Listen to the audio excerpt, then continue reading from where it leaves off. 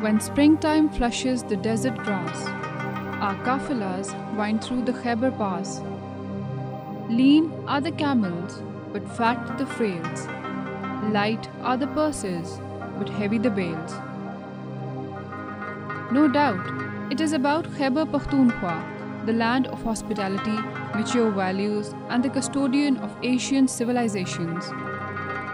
It is spreading over about 74,000 square kilometers with an estimated population of 21 million. While monasteries and stupas dating back to ancient era contribute to its historical charm. Majestic mountains, gushing rivers, lush green forests, and snow-covered peaks add to its natural attraction.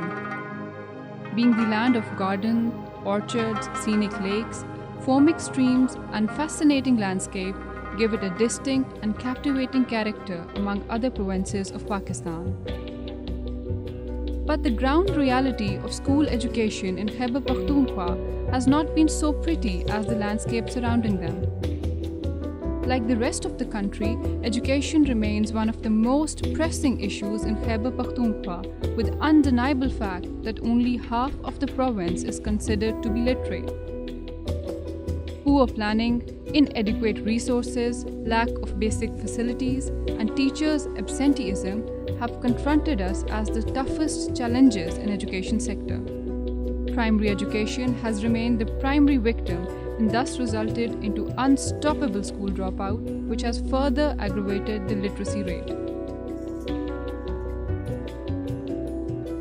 Elementary and secondary education department remains the biggest employer of the province, with 1,68,000 employees with an annual salary bill of 56 billion rupees, but only 3.9 million students are enrolled in 28,583 schools of the province, of which 58% lack basic facilities like electricity, toilet and drinking water.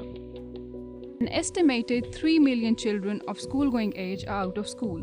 Previous decade has witnessed a sharp decline in public education standards in the province. Teachers' absenteeism had soared beyond 20% and students' dropout rates became staggering. Even if teachers and students were there in school, the quality of education was abysmally low. The situation was alarming and demanded corrective actions on war footings. ये बहुत बड़ी जंग है, ये हम सब एक मुल्क को मिलकर लड़नी पड़ेगी। केपी के अंदर हमने इस मुल्क इस सूबे के अंदर तालीम के निज़ाम को ठीक करने की जंग शुरू कर दी। PTI-led provincial government has been voted into power with a mandate to bring a fundamental change in the state of affairs, especially education and health sectors.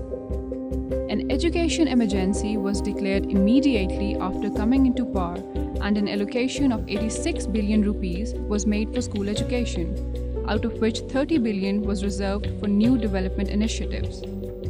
This was the single largest allocation for school sector development in the history of Khyber Pakhtunkhwa. तालीम हमारे सूबे में एक बहुत बड़ा मसला है, specially जो सरकारी स्कूल हैं वहाँ काफ़ी मुश्किलात है। हमें प्राइमरी स्कूल में कमरों की कमी है, हमारे मिसिंग फैसिलिटीज़ बहुत ज़्यादा हैं, हमारे वहाँ पर पानी का बंदोबस्त नहीं है, टॉयलेट्स नहीं है, टीचर्स की कमी है, और जो एजुकेशन स्टैंडर्ड है वो भी ऐसा नहीं है कि हम उस पर फ़ख्र कर सकें कि जो वादा तहरीक इंसाफ ने किया था कि हम तब्दीली लाएंगे, हम लोगों को इंसाफ देंगे, हम बेहतर तालीम देंगे, बेहतर सेहत देंगे, और जो भी वादे तहरीक इंसाफ ने किए थे हमारी हुकूमत ने उन पर मुकम्मल काम शुरू कर दिया। A comprehensive reform process led by the youthful minister was initiated in the school education sector. The reform encompassed improving governance of schools to curb teacher absenteeism, student dropouts, revision of syllabi, drive towards uniform curriculum for all, and provision of missing facilities to existing schools. But reforms at this scale necessitated collection of credible and real-time data on regular basis. Establishment of IMU thus became a prerequisite for all other reforms. The story of raising of IMU is not very long, but surely interesting. Normally, teams come first and then activities start, but this was not the case of IMU. By the time we joined, 100,000 applications were waiting for us in the education department. Literally, rooms were full of the paper applications. Our first biggest challenge was to recruit the project staff, recruit them fairly, recruit them on merit. So the first big decision which was taken was that the screening tests for the applicants would not be conducted in-house. They would be conducted through an independent testing agency. And that agency, in our case, was National Testing Service. NTS conducted screening tests throughout the province in November. Lists of top scorers were uploaded on NTS website and interviews of only the highest achievers were conducted. Screening tests through NTS on a province-wide scale was a bold and potentially risky step, but it paid off in form of amazing profile of selected candidates.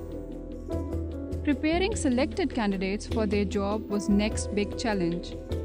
In addition to formal training, learning by doing approach was adopted for monitors. Field orientation in February was done to prepare monitors for regular monitoring. The project was fully operationalized in the month of March.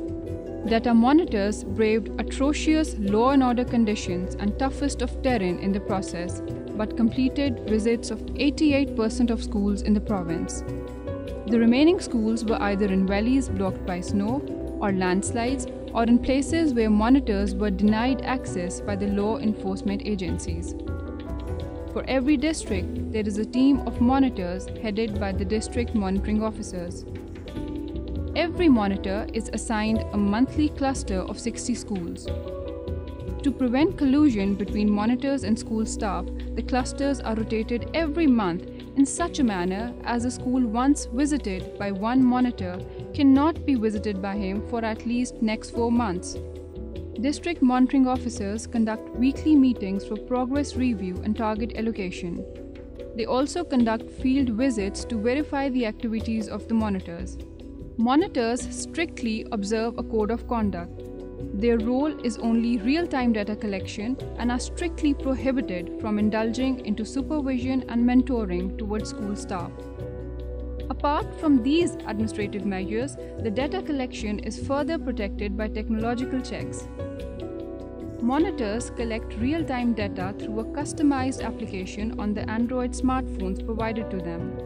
The application not only facilitates the entry of data, but also works as a valuable tool to monitor the monitors themselves. Not only the arrival and exit time of monitors to the school are recorded by the app, it also records their location to ensure that they actually visit the schools and do not upload the data sitting in their homes. The information collected is sent to the online server from the school, thus leaving no space for tampering or manipulation. The information uploaded can be viewed in real time on the IMU dashboard. When we cherish, we always strive to become better than we are.